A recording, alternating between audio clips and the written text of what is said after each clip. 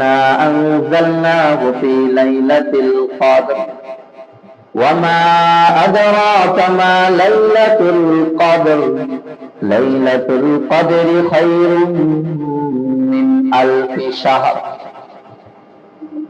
আল্লাহ তাআলা সূরাতুল কদরের ভিতরে সুন্দরভাবে চমৎকারভাবে বলতেছেন, ইন্না আনজালনাহু ফি লাইলাতিল কদর, নিশ্চয়ই আমি এই রাতটাকে শবে কদর হিসেবে নাযিল করেছি। লাইলাতুল কদরি খায়রুম মিন আলফি শাহর, কারণ এই রাতটা হলো হাজারো রাতের চেয়ে, হাজারো মাসের চেয়ে শ্রেষ্ঠ একটা রাত। এই রাতের ভিতরে যদি কোনো বান্দা একটা রাত্র জাগিয়ে ইবাদত করতে পারে, আমি আল্লাহ তাআলা প্রতিশ্রুতি দিচ্ছি ওই বান্দার আমল নামার ভিতরে 1000 মাস ইবাদত করলে যেই সওয়াব, এর থেকেও বেশি সওয়াব তার আমল নামায় দান করব। সুবহানাহু ওয়া তাআলা বান্দার লাস্টের যে রহমতের পরে মাগফিরাত, এরপরে যে নাজাতের 10 দিন রেখেছেন, নাজাতের যে দশক রেখেছেন, এই দশকের ভিতরে আল্লাহ তাআলা বান্দার জন্য এমন একটি রাত্র রেখেছেন। আল্লাহ তাআলা সূরাতুল কদরের ভিতরে আল্লাহ তাআলা বলেন যে এই রাত্রটা হলো 1000 মাসের চেয়েও উত্তম একটা রাত্র। সুবহানাল্লাহ, 1000 মাসের চেয়েও উত্তম একটা রাত্র, এটা আল্লাহ তাআলা সূরাতুল কদরের ভিতরে বলেন। এবং এই মাসটাকে, এই মাসের লাস্টের 10টা দিন শুধু এই কদরের রাত্রের কারণেই আল্লাহ তাআলা মূল্য বাড়িয়ে দিয়েছেন। আর এই রাত্রটা একমাত্র আল্লাহ তাআলা দিয়েছেনই উম্মতে মুহাম্মদীকে। অন্য কোন উম্মতকে আল্লাহ তাআলা এই কদরের রাত্র দেন নাই। কারণ আমরা ইতিহাসের পাতা ঘাটলে, হাদিসের পূর্ব আলোচনা করলে দেখা যায় অন্যান্য উম্মতদের হায়াত ছিল দীর্ঘ, অন্যান্য উম্মতদের হায়াত ছিল লম্বা। তারা কেউ 500 বছর, 1000 বছর, কেউ 2000 বছর, 800 বছর হায়াত পেয়েছিল। তারা লম্বা সময় ইবাদত করতে পেরেছিল।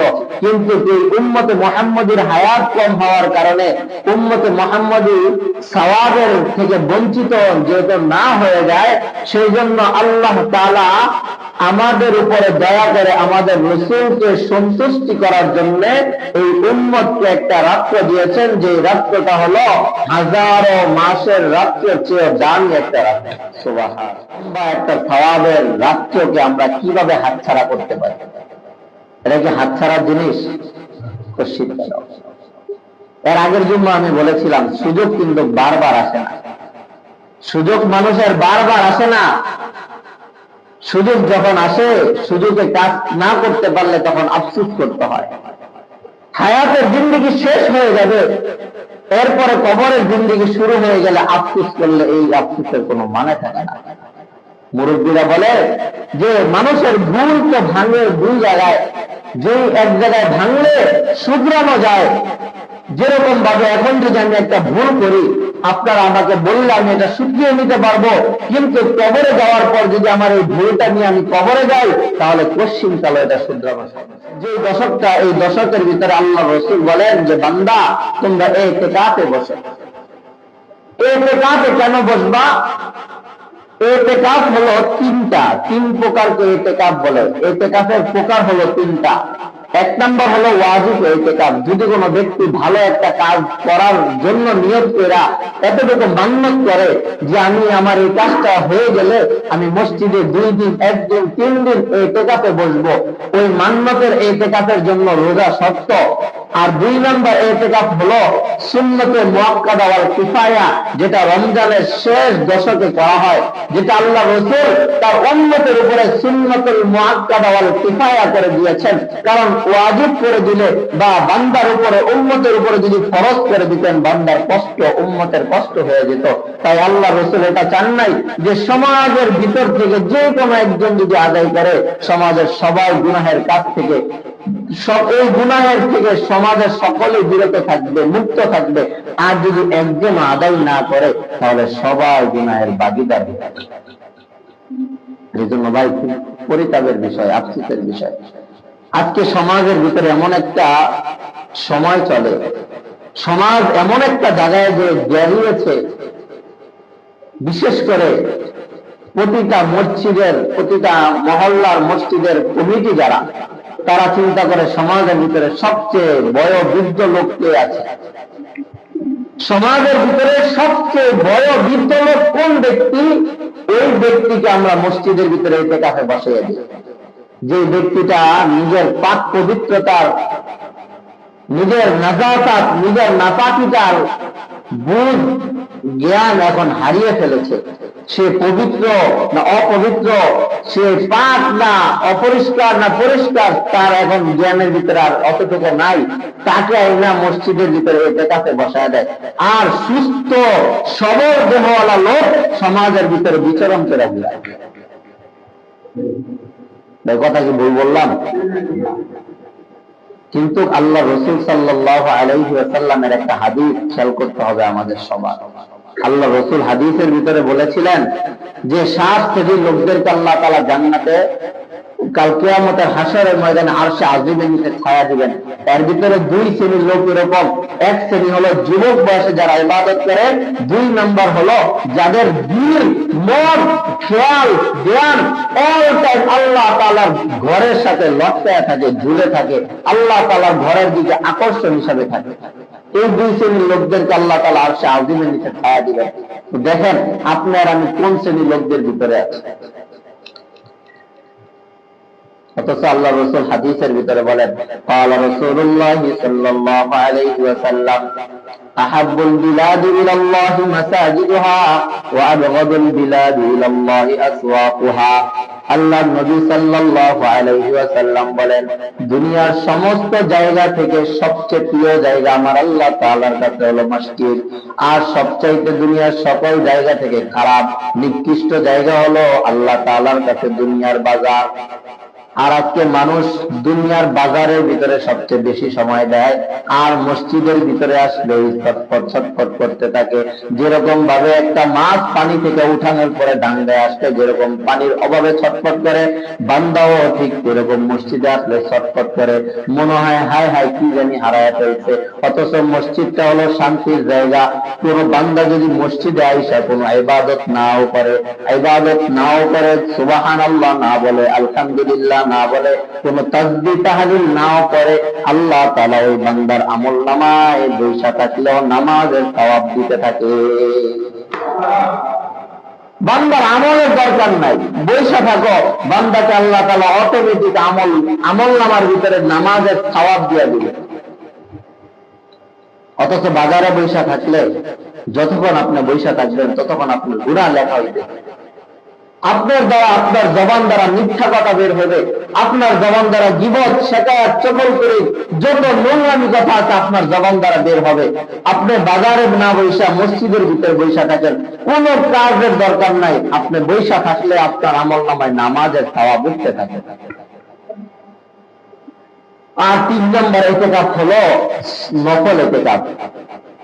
যে ইতিকাফটা আমরা সাধারণত মসজিদে ঢোকার সময় ইতিকাফের নিয়ত করে ঢুকি না ভাই, যে আমি ইতিকাফের নিয়তে কি করতেছি, মসজিদে প্রবেশ করতেছি, মসজিদে ঢোকার দোয়া পড়ি, দুরূদ শরীফ পড়ি, বিসমিল্লাহ বলে ডাইন পাও দিয়ে ঢুকি, তো তখন আমরা ইতিকাফের নিয়ত করি।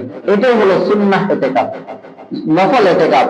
আর সুন্নাত ইতিকাফ হলো যে পুরো মহল্লার উপর যখন রমজান মাস এসে যায়, রমজানের শেষ দশক এসে যায়, তখন পুরো মহল্লার উপর একটা দায়িত্ব পড়ে যায় যে মহল্লার থেকে 2, 4, 5 জন এই ইতিকাফে বসবে। যদি একজনও না বসে তাহলে মহল্লার সবাই গুনাহের ভাগীদার হয়ে যায়, আর যদি একজন বসে তাহলে সকলেই গুনাহের থেকে মুক্ত পেয়ে যায়।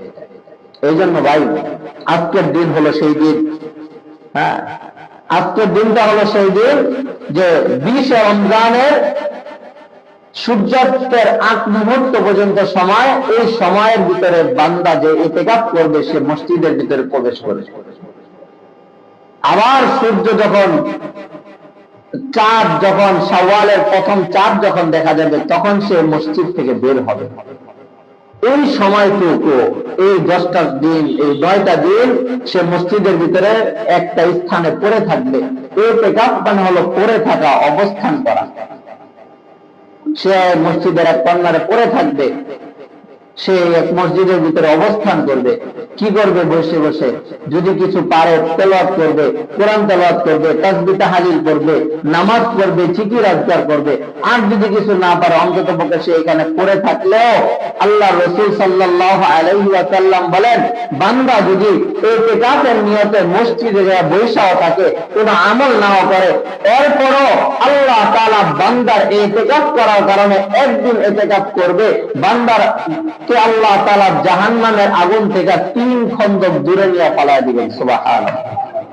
আল্লাহ রাসূল হাদিসের ভিতরে বলেন, এক খন্দক হলো দুনিয়া থেকে জমিন, অর্থাৎ জমিন থেকে আসমান, আর আসমান আর জমিনের ভিতরে এক খন্দকের পরিমাণ হলো 500 বছরের রাস্তা। সুবহানাল্লাহ। তাহলে 3 খন্দকে একদিন ইতিকাফ করলে 3 খন্দক, 3 খন্দকে কত হয় ভাই? 1500 বছরের রাস্তা। তাহলে 10 দিন ইতিকাফ করলে 1500 দিয়া 10 দিন রাখতে গুণ দেন, এবার কত হয় দেখেন। বুঝছেন? এই জন্য মেরা মুহতারাম হাজিরিন, আল্লাহ তাআলা ওয়াফার দিয়ে দিতে উম্মতে মুহাম্মদীকে, কিন্তু আমরা ওয়াফার নিতে রাজি না, আমল করতে রাজি না। আর ইতিকাফে বসলে সবে কদরটা অতি সহজে পাওয়া যায়। আল্লাহ রাসূল প্রথম যখন ইতিকাফ করেন, সবে কদরের কথা শুনি না, পুরো মাসে ইতিকাফ করে।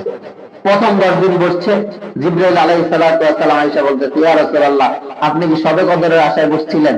সবে কদর তো এই দশকে নাই, সামনে আসতেছে। আল্লাহ রাসূল রহমতের দশক পাড়ি দিয়া মাগফিরাতের দশকে বসছে। আবার আসিয়া বলতেছে, ইয়া রাসূলুল্লাহ, আপনি কি সবে কদরের আশায় আছেন? আপনাকে সবে কদর এই দশকে পাবেন না, সামনের দশকে পাবেন। আল্লাহ রাসূল রহমত মাগফিরাত 2 দশকে করলেন। এরপরে লাস্টের 3য় দশকে আল্লাহ রাসূল ইতিকাফ করার পর উম্মতদেরকে জানায় দিতেন, সাহাবায়ে কেরামদেরকে জানাইছেন, ও আমার সাহাবীরা শোনো, ইতিকাফে বসো, সবে কদর তালাশ করো লাস্টের দশকের ভিতরে। কারণ আমি রাসূল তোমাদেরকে কষ্ট দিতে চাই না। যদি কষ্ট দেওয়ার ইচ্ছাই থাকতো তাহলে আমাদেরকে বলতেন পুরো মাসই তুমি ইতিকাফ করো, তোমারটা তুমি খুঁজে নাও। কিন্তু না, আমাদেরকে সহজ করে দিচ্ছেন, 20 দিনের দরকার নাই, লাস্টের 10 দিন বসো। এই লাস্টের 10 দিন পুরো রাত্রেও দরকার নাই, তুমি বেজর রাত্রি গুলাতে তুমি সবে কদরকে তালাশ করতে থাকো। সুবহানাল্লাহ।